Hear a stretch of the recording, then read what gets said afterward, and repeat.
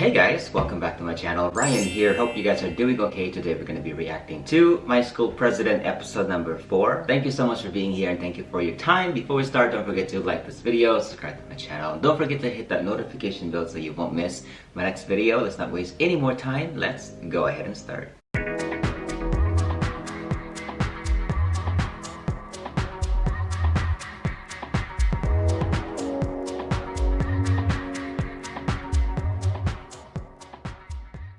Teal. I'm hearing that Teal is one of the best wingmen in the entire BL world. Something to that effect, so.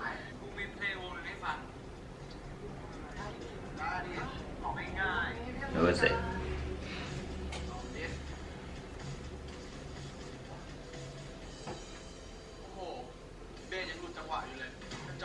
Oh.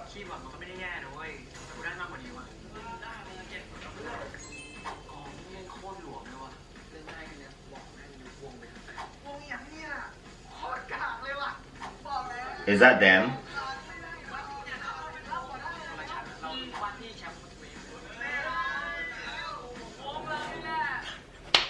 I knew it.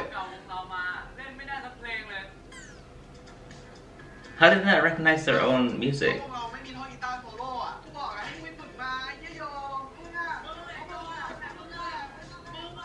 Oh no, they're pointing fingers.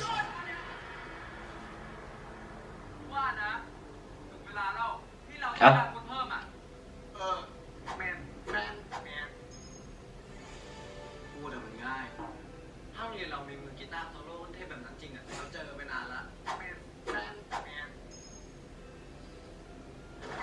Tinn?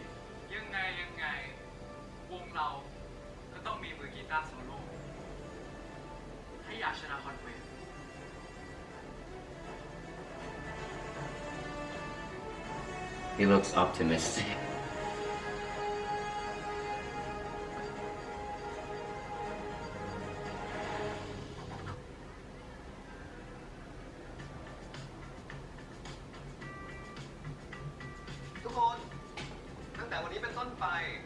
Oh, who is this?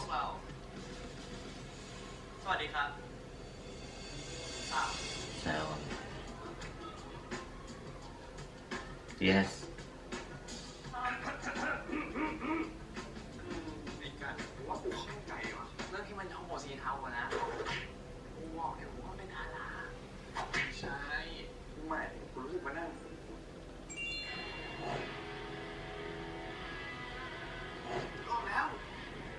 Who is he?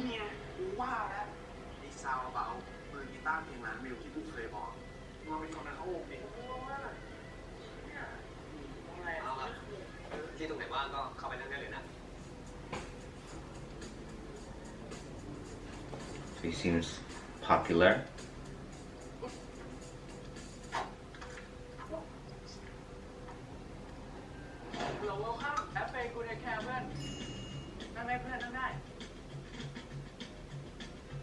Ah.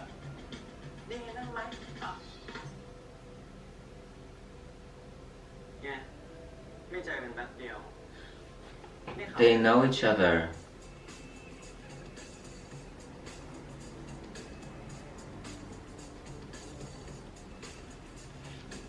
What's your history? I know you guys are young, but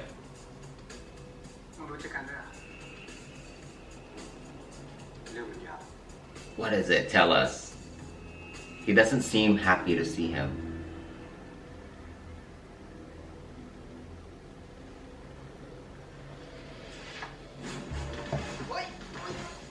Why would you do that?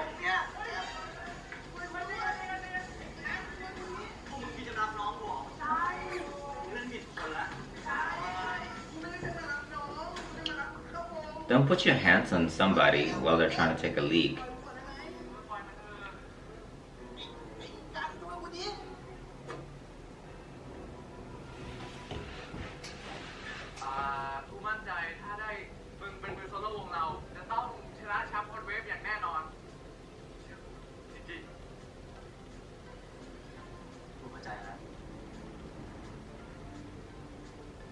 You guys are using me. Yeah.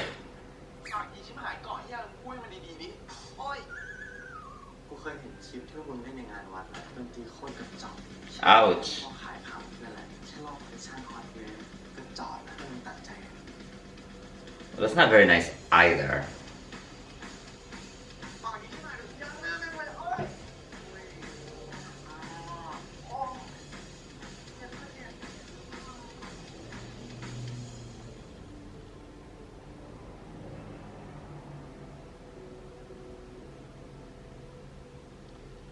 ทำไรอ่ะโอ้หามือกีตาร์โซโล่มาเสริมวงอยู่อ่ะไม่ได้แต่ถ้าติดโวเตอร์อะไรพวกนี้ต้องไปขอความอนุญาตจากทางสภา Oh. รอเปลี่ยนออก Oh. ถ้าเป็นตกลงกันเลยกูให้เป็นกรณีพิเศษเลยไอ้ติดมาช่วยติดเฮ้ยไม่เป็นไรเดี๋ยวกูติดเองชมรมกู Don't rip it. Don't rip it. ไม่เป็นไรไงก็เดี๋ยวกูช่วยนิดเดียวเองกูติดเองเดี๋ยวกูติดเองกูติดเองขอหน่อยก็ได้เฮ้ยไอ้เชี่ยเฮ้ยติ๊งบอกว่าจะติดเองอะ That's one way to do it. I'm sure someone will see it เนี่ย if he was facing up. จะติดเองอะเนี่ยมันเก็บเลยเนี่ยไอ้นั่นน่ะอยู่บนต้นไม้อีกตั้งอันนึงน่ะ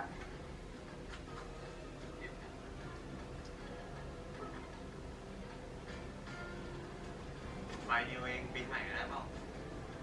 โอ้โห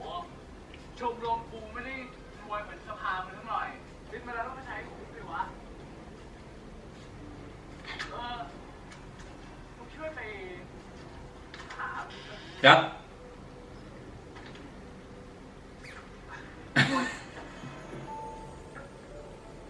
Here we go again. That heartbeat. Oh my god.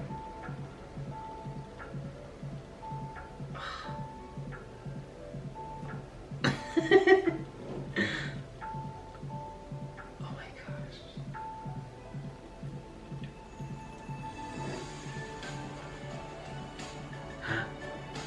Please let this be real.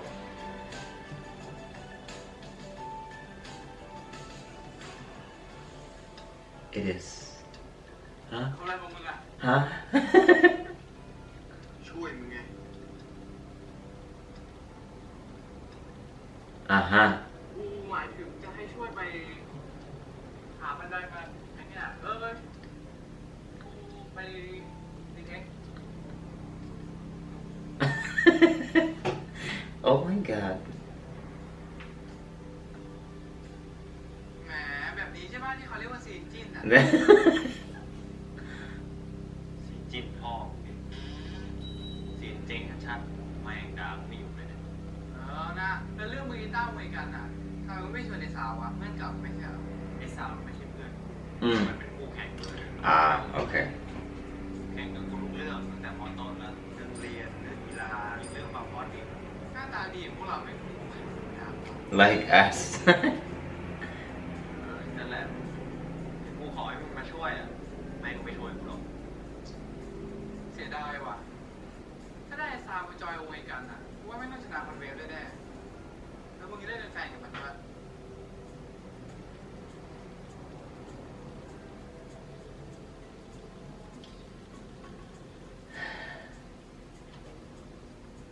อะไรอยู่เนี่ยกูไม่ดีมา มึงสภากับชมรมตีนี่เขาเลิกตีกันอีกเหรอวะนั่นดิเห็นตั้งนานแล้วอะสงสัยเลยอะอะไร สร้างกันต่างหาก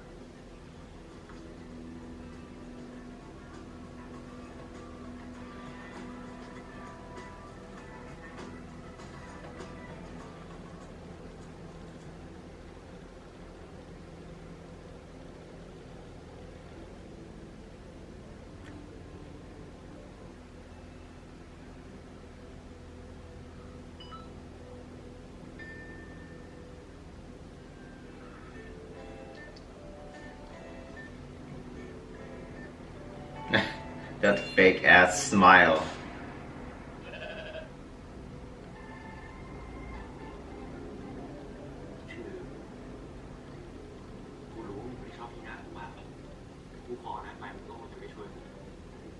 ชมรมดนตรีตอนนี้กำลังขาดกีตาร์โซโล่ มึงก็จะมาห้ามกูไม่ให้เข้าชมรมดนตรีใช่ไหม ใช่ นะ ไม่ใช่กูหมายกูรู้นะเว้ยว่าสภาไม่ถูกกับชมรมดนตรีมึงพยายามยุบชมรมมาหลายรอบแล้วมึงทำไม่สำเร็จใช่ไหม How does he know this มึงก็จะการซีนกูเพราะกลัวความเพี้ยนของกูแต่มันทำให้มันชนะฮอตเวฟใช่ไหมเนี่ยที่มึงคิดแบบเนี้ยมึงอยากเข้าชมรมดนตรีกูจะทำให้มันชนะฮอตเวฟแล้วเอารางวัลฟาดหน้า Huh?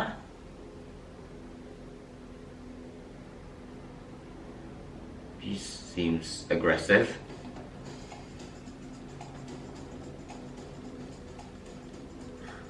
เชี่ยเลย โอ้บทมันจะง่ายก็ง่ายอย่างนี้เลยเว้ย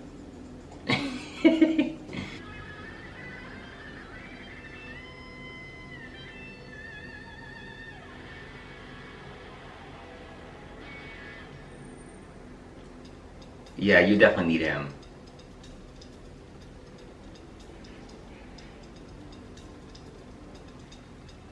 มาไงวะได้ข่าวว่าพวกมึงไม่ถูกกับทหารนักเรียนงั้นเราต้องมีศัตรูคนเดียวกัน กูจะพาพวกมึงไปฮอตเวฟเอง วีคหน้าจะมีงานเปิดโลกกิจกรรม กูว่าจะจัดมินิคอนเสิร์ตเล็กๆขายตั๋วแล้วก็หาเงินเข้าชมรมส่วนเรื่องเพลงอ่ะ เราจะใช้เพลงไหลเธอ เพลงประจำชมรมของรุ่นพี่เราโอเคงั้นสอนเลยปะเฮ้ย เอาดิโอ้ยเราพร้อมกันอยู่แล้วว่าเดือนแล้วเนี่ยว่าจูหรอแม่ Up. ครับ Huh? ครับครับเดี๋ยววันนี้รีบกลับนะ Up. ครับสวัสดีครับ โอเค Cute. ปวดขี้อ่ะไปขี้แล้วนะ Really? You guys couldn't do this earlier? เก็บด้วยยาวหิววะ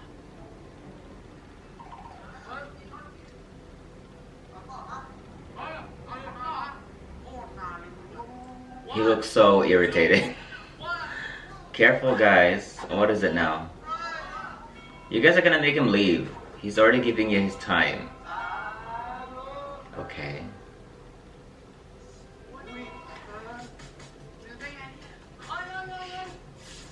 กูต้องไปเรียนพิเศษแล้วอ่ะ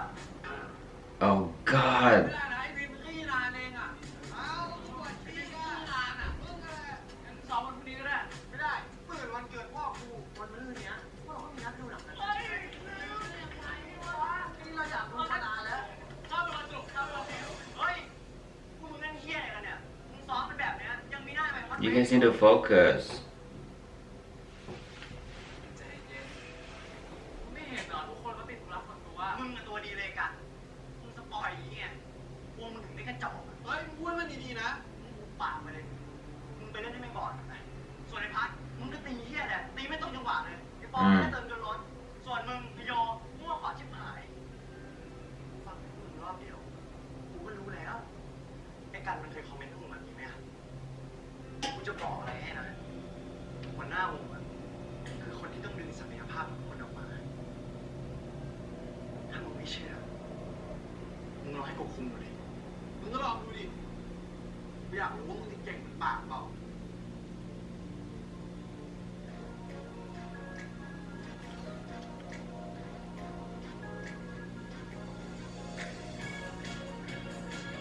I like that they were receptive of that because they needed to hear that. Just they seemed like they were all over the place. They have so many distractions. เชี่ยเราเล่นเก่งขนาดนี้ทำไรวะ เข้าใจได้ยังไงกัน ถ้ามึงยังเป็นหัวหน้าวงต่อ ชาติเนี่ยมึงไม่มีทางได้ไปฮอตเวฟหรอก มึงกูปากไปเลยถ้าไม่ใช่พอยกันน่ะชมรมเราโดนยุบไปละ งั้นเราโหวตกันไหมอ่ะว่าจะให้กูหรือไอ้กัน เป็นคนพาพวกมึงไปฮอตเวฟ What is it gonna be?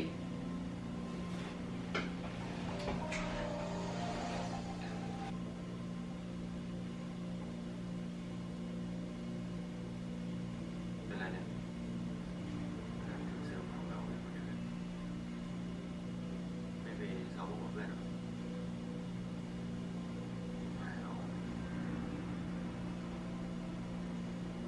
รหมดในการเป็นหัวหน้าวงยกมือ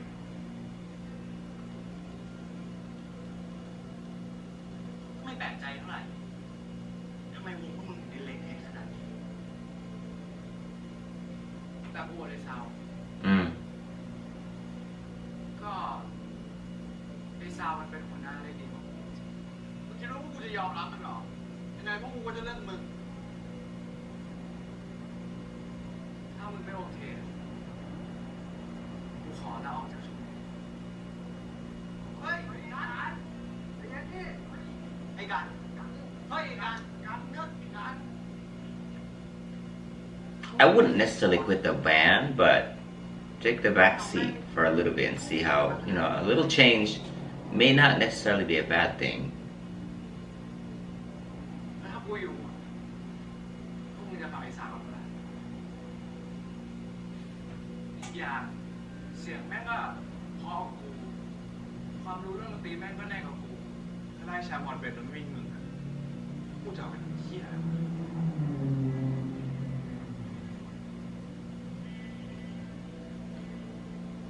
ก็มันจะกอบกู้ชื่อเสียงให้ชมรมมันจะล้างแค้นให้พี่ยักษ์ถ้าพวกมึงรักชมรมจริงๆ Mhm. ก็ไปฟังที่สาม And try to be more disciplined and try to honor your time, your rehearsal time, and not schedule dinners or use the restroom before, you know, กูว่าแล้ว so you can practice continuously without distractions. กูจะซ้อมเสร็จฟ้ามืดหมดแล้ว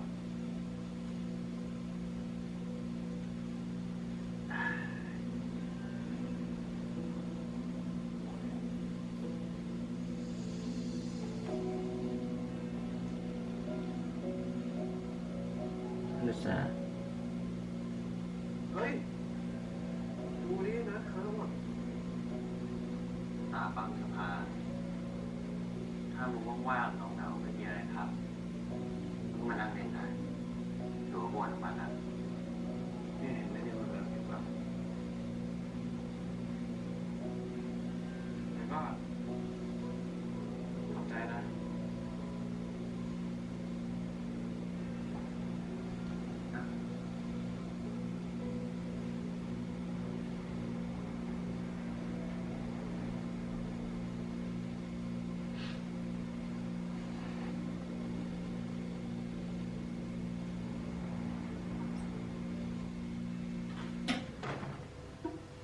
แม่กูไม่น่าชวนไอ้สาวไม่เข้าชมรมเลยไม่ใครไปคิดว่ามันจะไปยืนข้างหน้าหรอ Mm. ใครบอก ไม่รู้อะไร นี่แม่งโคตรอากาศทองเลยเว้ย ยังไงวะมึงดูไอ้การตอนนี้ดิไอ้ชาวใต้อะไรเนี่ย ก็ตอนนี้ไอ้การไม่ได้อยู่ชมรมดนตรีแล้ว ก็แปลว่ามึงจีบมันได้เต็มที่มึงมีแฟนได้ ว่ะอยู่ๆกูก็ปลดล็อกสกินเฮาส์ซะงั้นดีว่ะ นี่ไง ช่วงบ่ายนี้มึงก็ชวนมันตรวจหูดิ อยู่ๆก็ชวนเนี่ยนะ ไอ้การช่วงเย็นนี้มึงว่างปะวะมึงตรวจหูเพื่อติมกูหน่อยดิพอดีกูไม่ว่างว่ะ แต่ถ้ามึงไม่ว่าง ไปเลย Yeah, เพราะว่ากูก็ไม่มีอะไรทำแน่นอนเฮ้ยขอบคุณ that was easy. Look at it. Thank you too. He's the best. ชมรมวิทยาศาสตร์ของเราปีนี้เป็นทีมการทดลองแสนสนุกเจไดไฟฟ้าสถิตดาบก็จะมีพลังงานฟอสทำให้วัตถุลอยขึ้นได้ Amazing ว่ะ That is cool. เฮ้ยติน Stamp of approval.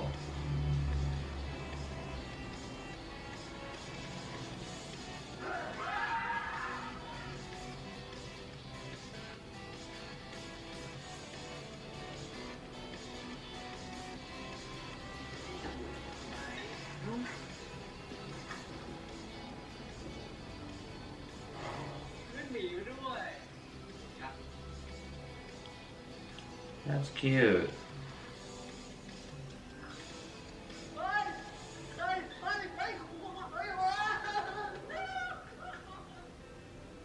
ทุกคนวันนี้เราซ้อมกันถึงดึกเลยนะใครมีธุระอะไรเป็นทันเซิลได้เลยงั้นก่อนซ้อมอ่ะจัดหมูกระทะหรอปะเอาดิไอเดียดีไม่ได้ Right. ตราบใดที่วินเป็นหัวหน้าวงอยู่จะไม่มีใครได้แดกอะไรในห้องนี้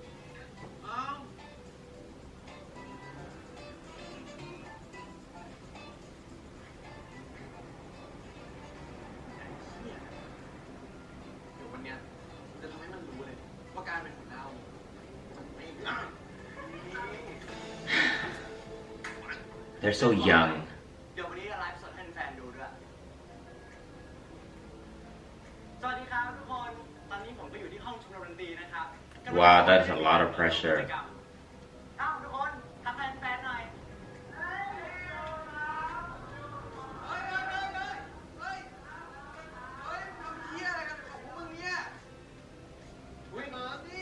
มีคนคอมเมนต์ด้วยว่าพี่วินน่ารักจัง Yeah. ขอบคุณมากครับเดี๋ยววันนี้พี่วินจะทำให้เต็มที่เลยนะครับเดี๋ยวซ้อมก่อนนะครับทุกคนโยมครับมาเดี๋ยว He's so easy to persuade. ท่านประธานมาพอดีเลยครับ ปีนี้นะครับผมจัดบูธสภาในทีมซอฟต์พาวเวอร์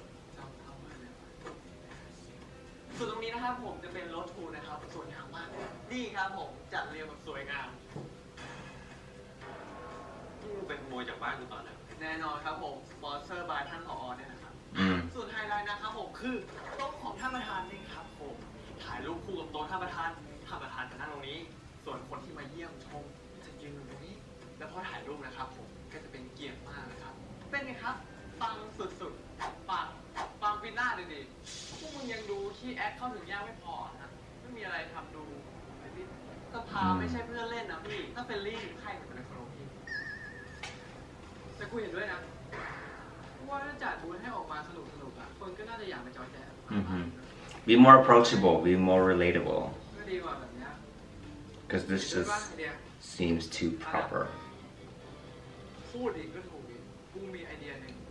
อามาฟังกินอะไรสิกูจะเปลี่ยนสภาพวกมึงให้กลายเป็นคาเฟ่แล้วให้พวกสภานักเรียนอ่ะเป็นคนคอยดูแล A cafe. พี่จะให้สภาทรงเกียรติไปเป็นเด็กเสิร์ฟนะเด็กเสิร์ฟไม่มีเกียรติยังไงวะว่าดีซะอีกคนจะได้เข้ามาพูดคุยกันนะแล้วสภาก็จะได้เงินเห็นด้วยไหมท่านประธาน That's quite a commitment, but okay, let's see.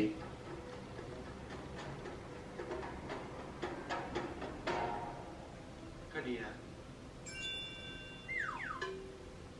พวกเราทำอะไรกันบ้าง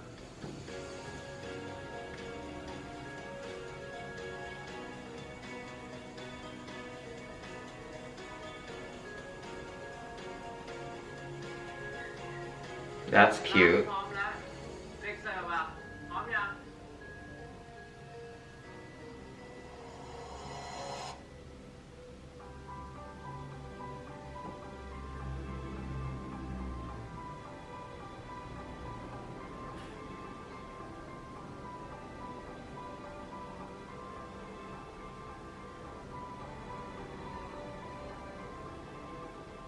ว่ามันแปลกๆเพราะว่า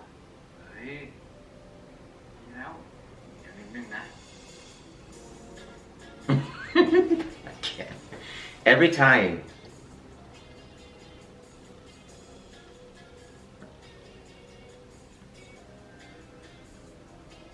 คืออะไร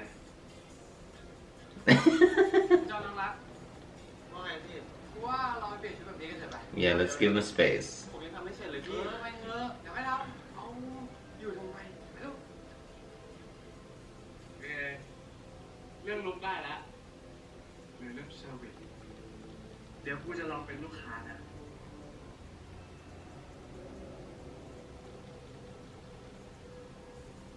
สวัสดีครับคุณลูกค้าเชิญนั่งก่อนหยุดบัตเลอร์เขาไม่เรียกเจ้านายว่าลูกค้าเขาเรียกว่าคุณหนู อะไรอะครับพอจะมีเครื่องดื่มอะไรบ้าง นี่คือชาสุดพิเศษจากทางร้านเราเลยครับลองชิมดูครับคุณหนู หอมดีนะครับ ไม่มีอะไรกินคู่กับเครื่องดื่ม นี่ครับเค้กมะพร้าวชาเขียวครับ แล้วไอ้ที่โรยทั้งหมด มาหาเรื่องโปรตีนแล้วนะครับลองชิมดีกว่าครับอ้าปากหน่อยสิครับคุณหนูเป็นไงครับชอบไหมครับคุณหนู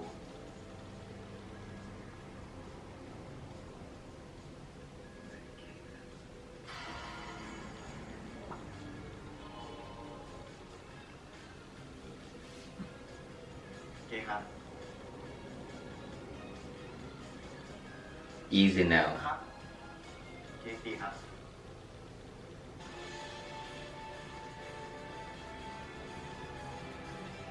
this looks so fun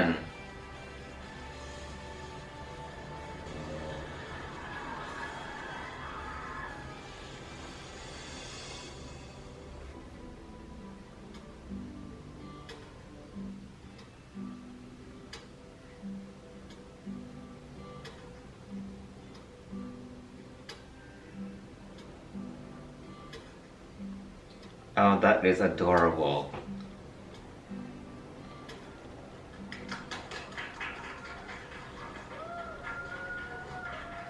oh my god look at you looking so cute in this little outfit ที่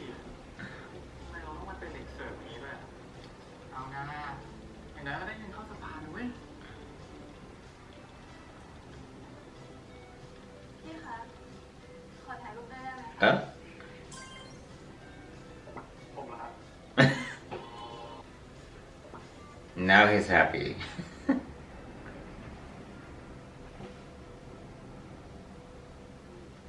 นี่กูไม่ได้เห็นสภาพคือภาพขนาดนี้มานาน that was a success เป็นพายเดียวนะครับขอบคุณเว้ย กูดิต้องขอบคุณมึงมากกว่า ตั้งแต่ออกจากชมรมไปอ่ะ กูคิดว่าจะไม่ได้ร้องเพลงให้ใครฟังแล้วอ่ะ มึงอะเก่งนะ ถ้าให้กูไปทำแบบมึงอะกูอายตายเลย mm-hmm. กูไม่อายหรอก แม่กูนะ ให้กูขึ้นเวทีตั้งแต่อนุบาลอะ จริงเหรอ จริงอะตอนประถมกูก็เคยร้องเพลงนะแต่ตอนนั้นอะกูร้องผิดแล้วกูโดนล้อเป็นเดือน oh no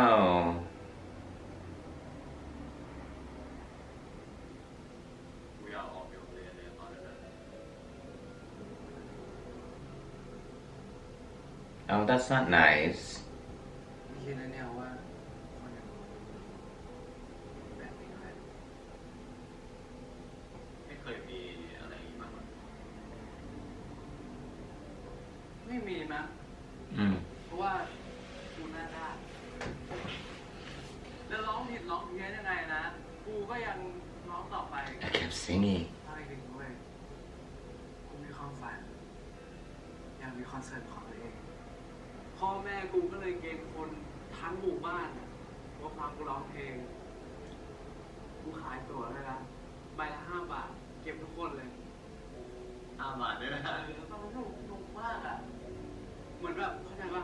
มีเพลงของตัวเอง มีโชว์เป็นของตัวเองอะไรอย่างเงี้ย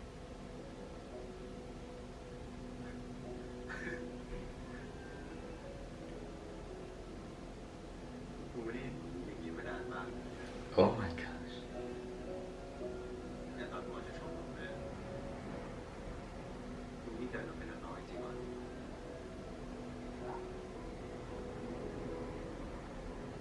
ก็ถ้ามีคนอยากฟังอะไร he wants to กูอยากฟัง กูว่าอีกหลายคนก็อยากฟังด้วย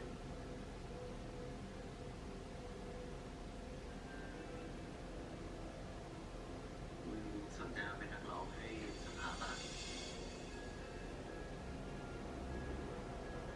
คืออะไรวะ ก็โรงเรียนเราเนี่ยจะมีจัดงานอีเวนต์อยู่หลายอีเวนต์ในเกี่ยวกับการร้องเพลงเนี่ย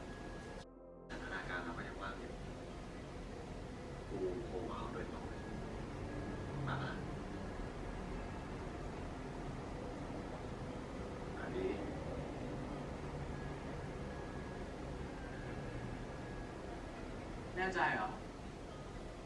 เดี๋ยวมึงก็หาว่ากูงอแง ไม่งอแงก็ไม่สนุกดี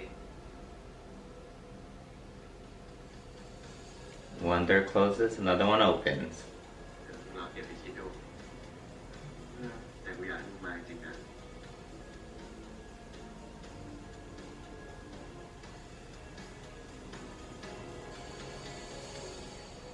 สวัสดียามบ่ายนะครับอากาศดีๆแบบนี้คุณหนูอยากฟังเพลงไหนครับ ขอกันเข้ามาได้เลยนะครับ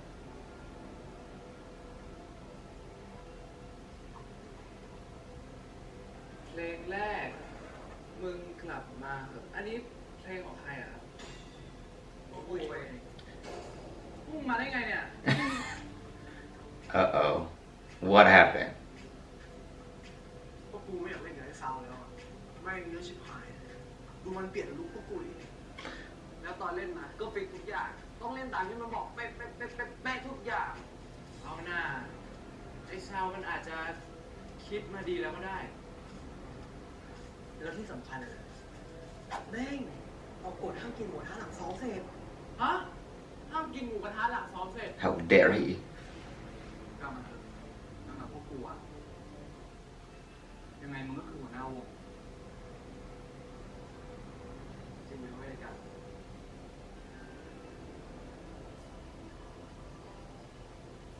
กูเข้าใจพวกมึงนะเว้ย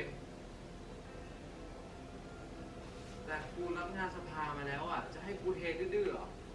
ไม่ได้ปะ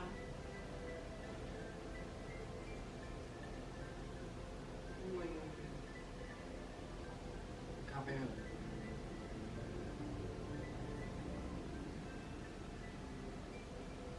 คนดูเขารอพวกมึงอยู่นะเว้ย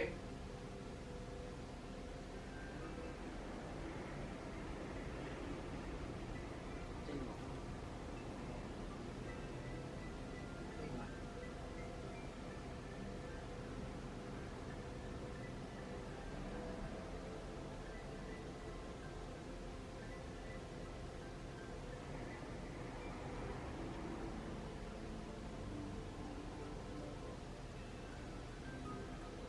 Tough love, guys. They need restructuring. Their band just didn't have a good structure. You know, they're always easily distracted. They need someone like Sound to lead with Iron Fist to kind of change things a little bit. I mean, he's not being unreasonable. ผมเป็นพาร์ทเนอร์ผมต้องดูแลทุกคนในร้าน I don't think.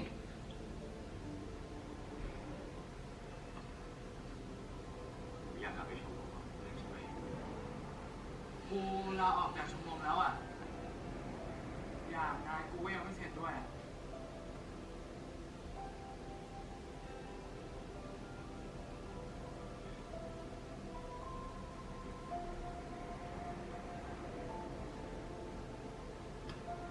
คุณหนูได้ผ่านกิจกรรมที่นี่แล้วนะครับ Oh, that's nice of him. ไปต่อแล้วมีคนรอคุณหนูเป็นเยอะเลยที่นู่น ใช่หัวหน้าชมรม ถึงไอ้ซาวมันจะรู้จักดนตรีมากกว่ามึงแต่กูเชื่อว่ามึงก็รู้จักทุกคนมากกว่าไอ้ซาวเลย Mm-hmm. แต่กูเชื่อว่านั่นคือสิ่งที่สำคัญที่สุดของการเป็นหัวหน้าเลย Exactly.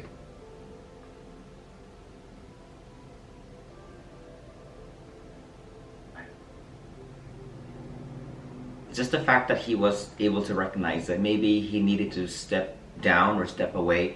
from the band a little bit. Not necessarily because someone else asked him to step down or he's been voted out. Those were certainly part of his decision to step down or to quit the band. But I think hearing his band's reaction to their own music in the beginning and having a new person, an outside perspective, giving him feedbacks about how they are, I think he knows that his band needed some sort of restructuring, refinement, some type of change needed to happen. And I think him taking a break is beneficial to the overall well-being of their band and their chances of winning the Hot Wave contest in the near future. So I think recognizing all of that and being able to step down and step away from your band and recognizing, wait, maybe I'm not the best person for this job for now. Being able to do that makes him an even better of a leader. So, oh god, he looks pissed. พวกมึงหายหัวไปไหนมา จะได้เวลาขึ้นโชว์แล้วรีบไปสาวเช็คเลย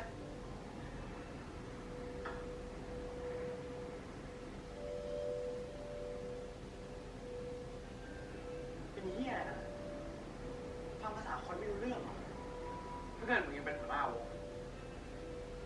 กูลาออก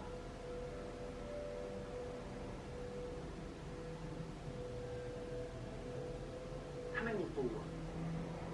มึงคิดว่าจะมีคนมาดูกูใครมึงจะอยากไปดูวงกระจอกแบบมึงวะ มันเป็นเหี้ย เป็นเหี้ยอะไรทำไมอ่ะเป็นเหี้ยอะไรอ่ะมาดิเนี่ยมาดิมาดิ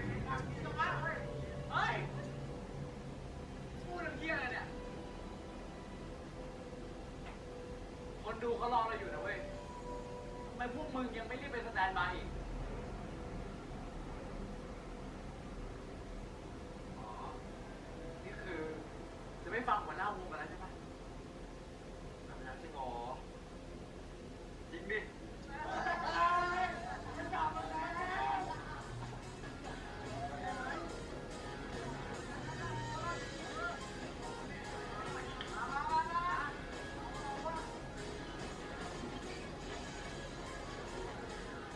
Oh, he's leaving. พี่สาว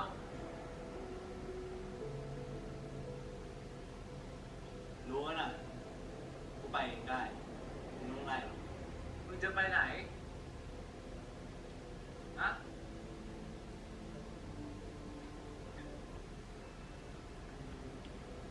ขึ้นมาเลย ไป มึงคือ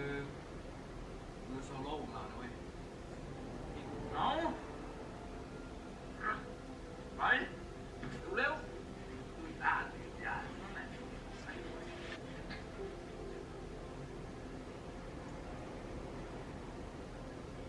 สวัสดีครับ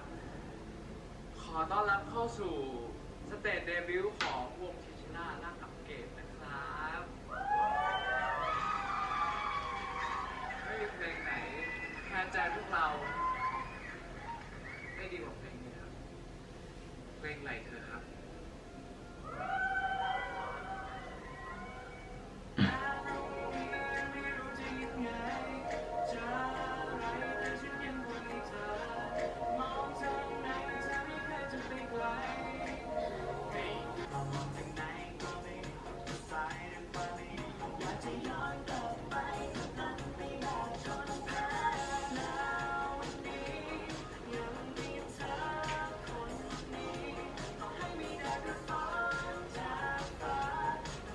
Oh, you can sing too.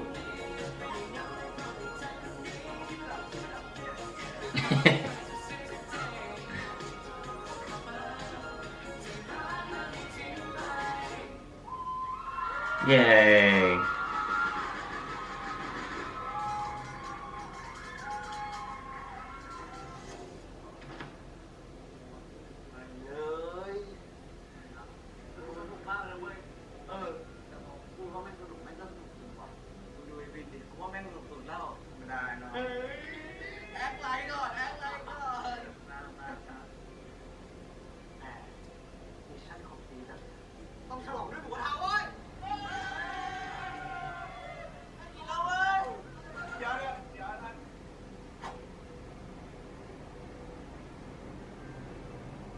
Be nice.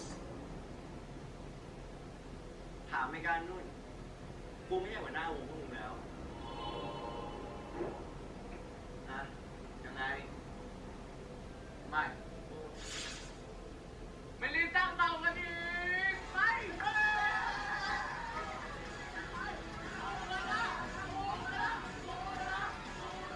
หมูกระทะเร็วหมูกระทะเร็ว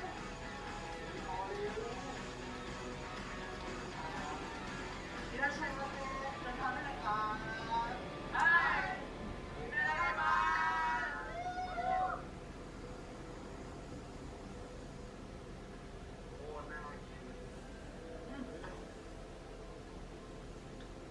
I love his hair. ดาว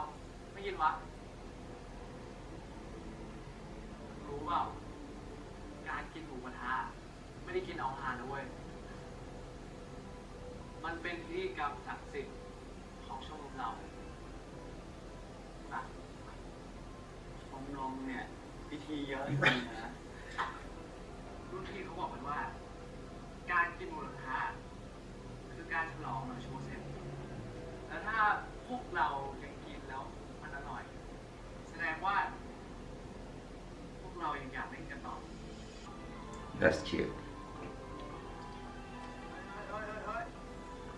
สำรองก่อนเนี่ยข้าวกินมั้ย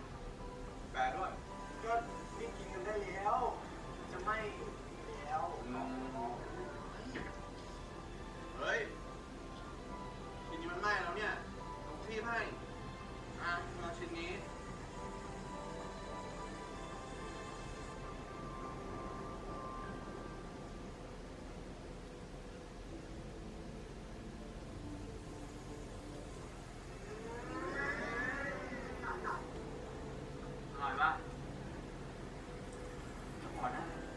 It's okay. มึงด่าแอดเฮียอะไรวะอร่อยก็บอกอร่อยดีกินเยอะๆจะได้มีแรงโซโล่ให้วงเรากินเฮ้ยส่วนพวกมึงที่เหลือต่อจากเนี้ย Right, exactly. พวกกูอะไรก็ได้อะพวกกูขออย่างเดียวเลยอยากให้กูแต่งเป็นบอยแบนด์นะไม่ไหวจริงว่ะกันแล้วทำไมมึงกลับมากูอยากรู้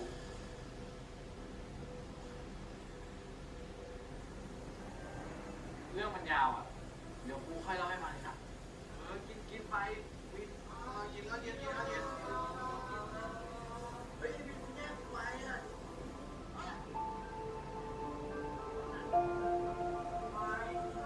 เฮ้ยพวกมึงเดี๋ยวกูมานะไปไหนอ่ะเลยเหรอไปไหนทุกคนเดี๋ยวช่วยโยกตัวไปเก็บคนอื่นร้านด้วยนะจอนมาสิช่วยโยกหน่อยดิ Yes.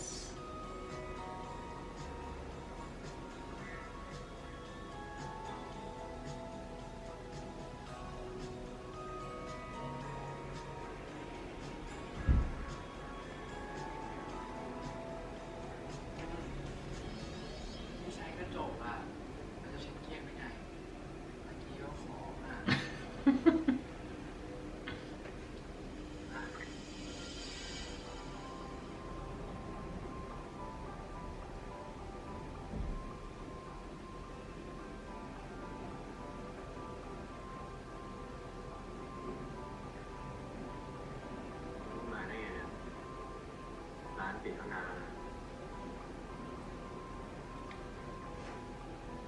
นี่กูคิดว่ามึงหิวข้าวอ่ะกู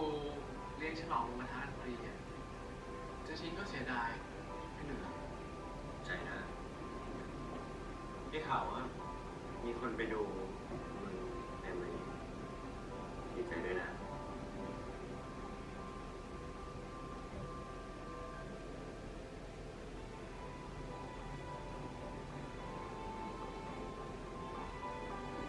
This reminds me of Tinn and Gunn while.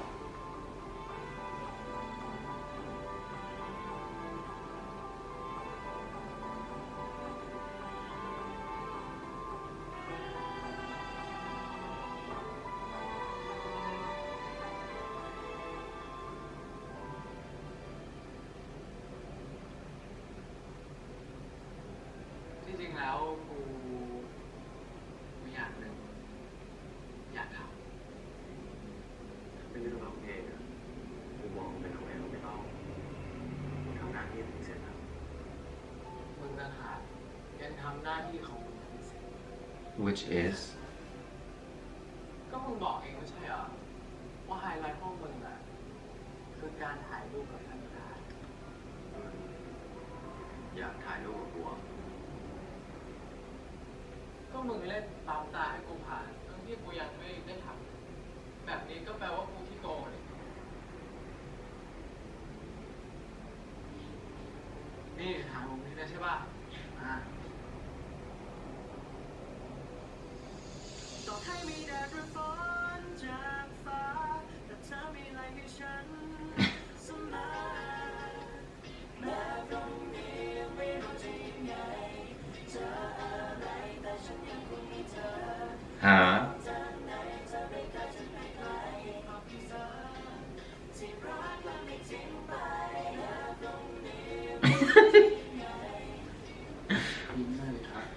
Smile, Mr. President.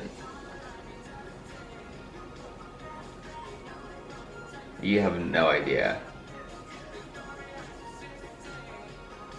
Huh? Oh my gosh. That is brave.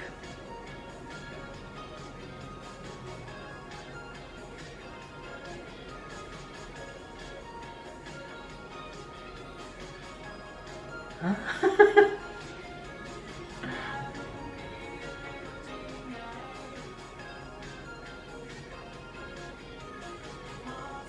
I hope you're taking a video of this and not a photo, because that is adorable. Okay, Pinky, that's the start. มึงเราชนะหมดเวฟได้อะไรมันก็จะดีขึ้นเองถ้าเราแพ้สู้กันมาขนาดนี้แล้วอ่ะจะมาลังเลเขา Okay, so that was episode 4. I love that they're becoming more and more comfortable with each other now, especially Gun. I can't say I was surprised because, you know, at the end of episode 3, he really seemed like he wanted to spend more time with Tinn. I like the fact that he went back after finishing his own performance, which I'm sure wasn't very easy, especially after what just happened with his band. You know, they did their celebratory dinner, but he really took the time out of that to check up on Tinn, and not only check up on him, but also bring him food. Gun totally likes Tinn, huh? Just the way he was looking at him, there's just no way that he doesn't feel some type of way towards him. There's no way. Even if he doesn't say it verbally, everything else says it. Just the way he was sitting in front of him, looking him in the eye and smiling the entire time. And I don't think Tinn was expecting for that to happen that day. I mean, he probably wasn't even expecting for Gun to show up at the end of their school event. So when he showed up, and not only did he show up, but he also brought food and he stuck around. Understandably, I think Tinn seemed a little surprised. And just the way they were just looking at each other in slow motion, I thought it was really cute. And Tinn had that look to his face like, wait, for real? Like, is this really happening? You know, Gun being there in front of him, looking him in the eye voluntarily, because I know in previous episode he had to ask Gun if it was okay for him to look him in the eye, but he couldn't ask him any questions. But this time around, he didn't have to ask Gun for that. Like, he was willingly looking him in the eye. And I think the cutest part was when Gun realized that he may have been staring at Tinn for far too long, so he tried to look away, but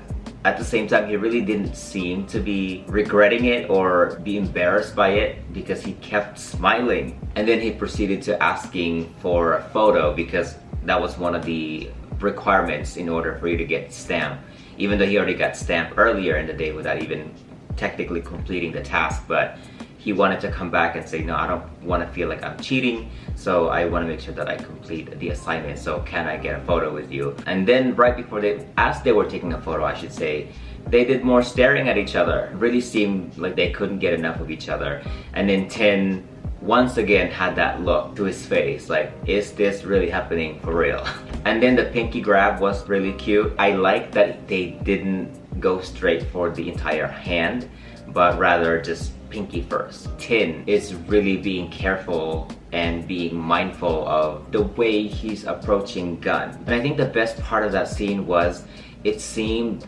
real. You know what I mean? Like, it actually seems like it really took place. And it's not just one of Tinn's imaginations. Although, don't get me wrong, I love Tinn's imaginations. I think they're cute. I think they're adorable. I think they allow him to freely express his affection and his feelings towards Gun. So again, don't get me wrong, but I like the fact that I think this particular scene seemed real. So I would be sad if this turns out to be one of his imaginations. Anyway, moving on, it looks like we got ourselves a new character. His name is Sound. He seems very talented, he seems very popular, and it seems like he knows Tinn. And I think his appearance, or his entry into the picture, and more specifically him being a part of Chinchilla, I think is very significant. They needed to hear an honest opinion from somebody who knows what they were talking about, and that certainly was Sound. I mean, granted, at times Sound's words could come across as harsh. That was by design. I think the band really needed to hear that, and I think the band really needed a reality check because they're kind of getting out of hand. Really didn't seem like they have a good structure. Their designated time to practice didn't seem like it was very consistent. All of a sudden they had to use the restroom, they had to answer phone calls, they gotta go here, they gotta go there. It really wasn't nicely structured, and so having someone like Sound come in who's probably coming from a very disciplined background was important. So I think Gunn's decision to temporarily step down as the leader of the band not only helped his bandmates really realize that they needed to take their band seriously if they really want to win the contest, but it also helped Gun and Tinn get to know each other better. Now that Gun doesn't really have to practice anymore after school, he now has more time to really do whatever he wants to do with his free time, and I'm glad that he chose to spend his free time with Tinn. And once again, thanks to our friend Tio, Tinn realized that Gun not being the leader or not directly being involved in the band anymore gives him more opportunity and more time to spend more time with him. And that's exactly what they did. They wasted no time, and I really liked their conversation on the stairs. I thought it was very intimate, and I liked the fact that they were able to share childhood memories and experiences with each other. And I thought it was really interesting how different their experiences were in terms of performing in front of a crowd at a young age. Gun seemed to have enjoyed it and continued on performing for a long time, and I think that was largely because his parents seemed to be very supportive of him even when he was younger. They would encourage him to perform in front of a crowd. They would even involve the community to watch their son perform, and I think that helped Gun develop so much confidence, in turn helped him develop thick-skinned. And because he was very confident thanks to his parents, he probably realized that making mistakes during a performance or singing the wrong lyrics isn't necessarily something that you should be embarrassed by or stop you from singing, but rather he saw it as a learning opportunity. So when Tinn asked him if he had any embarrassing moments as a kid, he really couldn't think of one, because those moments that Tinn might consider as embarrassing, Gun didn't see him that way. On the flip side, when Tinn was sharing his story, he shared that he was unfortunately mocked for a month after singing the wrong lyrics once. And that was enough for him to kind of retract and get embarrassed by it, to a point where he wanted to quit school, which was really sad because no kid should have to feel that way. You know, like bullying is just never okay. Imagine if he wasn't bullied as a kid. I would imagine Tinn would still be singing until this day, and with the resources that his family has, I mean, who knows what he'd be doing right now. But because he had a terrible experience as a kid, when he made one mistake, he kind of completely shied away from singing, which is, you know, again, really sad. And I'm not sure how his parents were when he was little, and I'm certainly not sure how they responded to the bullying incident. So it's really hard for me to say anything about his parents and their parenting style. But I will say that, generally speaking, parents' words and actions and opinions, good or bad, have significant impacts on their kids' lives. They have the ability to influence their kids' decisions well into their adulthoods and even for the rest of their lives. Anyway, I'm going off on a tangent, but I was just very fascinated by the way Tinn and Gun responded after singing the wrong lyrics. And I was also fascinated by what may have influenced the responses to those embarrassing moments, that's all. Again, bullying is never okay, it's never cool, and I think parents also have a huge responsibility in how they respond and how they talk to their kids. But anyway, that scene was very unexpected for me, but also very thought-provoking, because again, the way they just shared their experiences and the way they responded to a rather similar experience, the responses were just completely different from one another. Anyway, thank you guys so much for being here, and thank you for your time. Before you go, don't forget to like this video, subscribe to my channel, and don't forget to hit that notification bell so you won't miss my next video. Until then, I will see you later.